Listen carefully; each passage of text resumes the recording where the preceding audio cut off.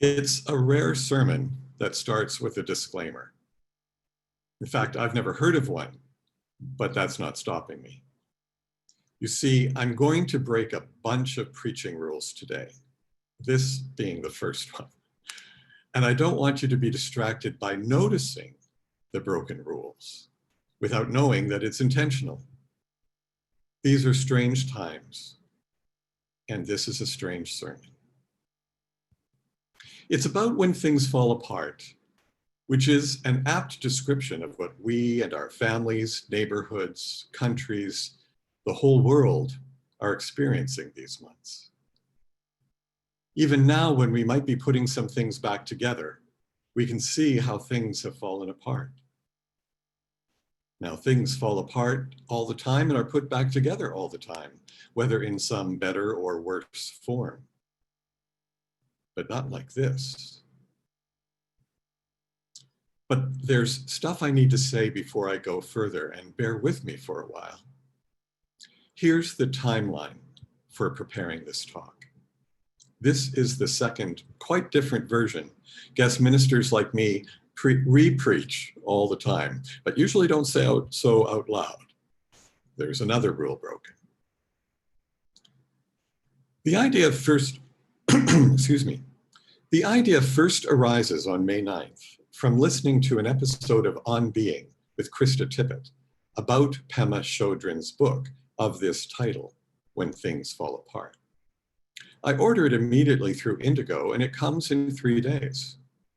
I read some of it daily and finish around May 24th. All that time, my plan is to talk about meditative practices, self-examination, and contemplative self-confrontation, helping us understand what is happening within us as things fall apart, and how to grow in understanding, acceptance, and strength from that. Sermon-wise, I see the pandemic as a hardship that feels close to home, to be handled individually, even if we're in this together as the powers that be do the communal work. That's what the plan is. And then on May 25th, things really fall apart when George Floyd is murdered.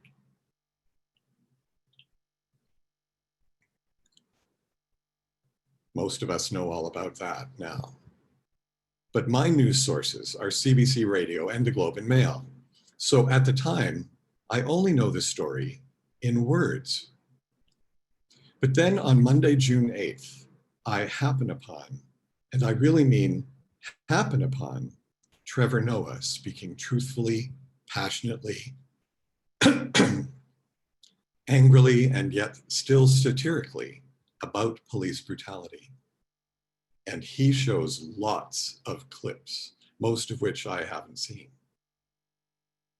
Again, I don't need to tell you what seeing those feels like, but it's entirely different from reading words. And that's when my plan for the first version of this presentation on things falling apart falls apart. It's a whack in the head reminder that there's more suffering in the world than what comes from the pandemic. It awakens me to realize that my plan is a white plan, a colonizer plan based on words and texts. Let's understand this, let's analyze, let's strengthen ourselves to deal with this crisis. That's what we'll do. And I only hope everyone else does the same thing because it's the best way. Now that's my own white supremacy and privilege talking. And then, oh right, there are other worlds out there, other ways of seeing the world. And they're probably not that far away. And on the other hand, sometimes I comfort myself because I have experienced the other side of supremacy and privilege as well, having grown up gay in the 50s and coming out in the 70s. I'm a survivor too, gosh darn it. I've helped break down barriers. I've marched on the streets. Now, I'm not saying that the oppression of a white, gay, middle-class male is the equivalent of any other kind, just that it is oppression. It doesn't absolve me, though, of doing other work that each of us needs to do. And my direct and frustrating experience is that a lot of gay white people don't see our own stories within the experiences of other oppressed groups. Now, thank goodness we have wise, thoughtful, and deeply experienced Unitarian Universalist ministers across Canada. When we get together nationally, which we do annually in May, including this year on Zoom, we talk together about what we personally and collectively can do to dismantle racism, white supremacy, and privilege. Because of conversations like those, I have the benefit of being able to see when I'm thinking, talking, viewing, living from that blinder perspective. I just have to remember to see it. And there's the rub. We can study, read, and discuss for hours on end, but we have to live the changes personally in the moment to moment of our lives. And the most crucial thing is to catch ourselves in action. We need to be ready to make a change at that moment, even if the change is simply to stop. Stop talking. Stop analyzing. Stop dissociating ourselves, and to simply be in that moment, living in the discomfort of the self-realization, and especially in the discomfort of growing edge conversations with those who've had other life experiences than we. Other times, the most crucial thing is to see ourselves not taking action, to recognize the suppressed impulse, the pregnant pause, the fearful silence, the mute shame, the indecision which dissolves any decision. And this is definitely a Pema Chodron teaching, that to stop and be in the moment rather than to flee the moment is key. The Buddhist goal, as I imperfectly understand it, is not to make changes directly. Rather, awareness of oneself is the goal, and that leads to change. But few of us are Buddhists. Some are, but most not. Some of us want to make changes outside ourselves, forgetting what we need to know about inside ourselves. A tiny example with another admission of privilege.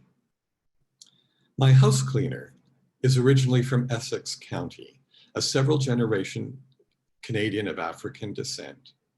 Of course, she has a name, but in this venue, her name is private. Our next cleaning day is shortly after I've been reminded of my white racism and white supremacy. Before she arrives, I'm thinking about what to do. I can either keep things as casual as usual, or I can say something in the hope of showing my support while having no idea whether that will help or backfire. I decide to tell her how deeply upset I am about what's happening to people of color. And she tears up as I do. She thanks me for saying something and then tells me this. Her mother in the 60s is an activist for the desegregation of schools, and her sister is the first Black student to go to an integrated school in Essex County in 1965. And my cleaner is standing right there in my apartment and we're talking. I'm not some number of degrees of separation and maybe hundreds of miles from the issue. A truth teller of injustice is inside my apartment speaking to me. The injustice is all around us here and now. It could be carried by a person you work with. And we know that it could be carried by someone well known within this congregation. So I tell my cleaner that I'm determined to face my own white supremacy and privilege and ask her always to let me know if I've done or said something hurtful, that I need and want her to tell me so that I can apologize and learn. She thanks me for that too. Am I just patting myself on the back about this? I hope not.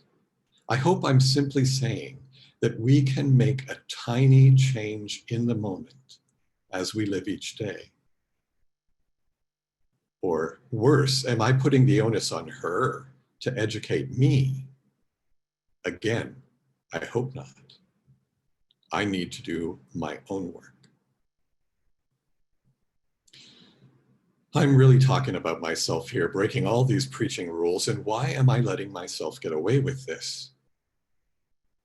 My intention is to give personal voice to the awareness of supremacy and privilege, which might help reduce supremacy and privilege. Maybe only for me, maybe not even for me, maybe I'm fooling myself. But my hope is that it helps others. Maybe some of you who are watching. One of Pema Chodron's recurring points is that things fall apart, but they're put back together again too. Now, if we're listening, we hear the fear of those who currently marginalized, oppressed, and disenfranchised, that putting it back together is exactly what will be done. Some very powerful people can't wait to do that, as oppressors and the privileged have done over and over. A new coat of paint or a thin veneer tarts up the old structures. A new but still inadequate benefit is offered, and we can think we've done something.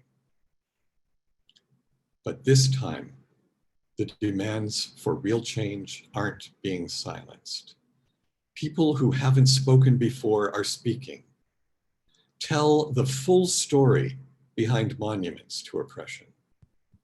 Powerful people speak truth to other powerful people. Confront those who deny the existence of white supremacy and systemic racism. Prosecute police brutality as crimes and find them guilty.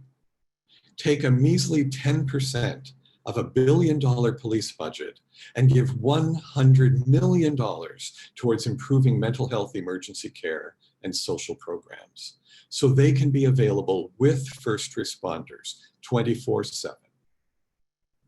Not too much to demand. The possibility that the pandemic might bring positive social change has been uncertain in my mind, but just possibly, the frustration and anger about the pandemic is fueling some of the widespread resistance that we're seeing now around the world. Maybe being fed up about one thing is making people fed up about everything. Maybe that's a good side effect of COVID-19. Finally, we're back to Pema Chodron, who teaches us to observe keenly what is inside us, especially our strongest attachments, many of which are painful or negative. Don't take our gaze off of them. Feel the discomfort, the shame, the guilt, the anger. Don't turn away. Look deeply. While you're being honest with yourself about the ugly parts inside, also be honest about your beauty and your goodness. All these as a whole make each of us who we are. This way forward, a long, hard, rocky way, lies freedom. For me, for you, for us all. Let's make that so.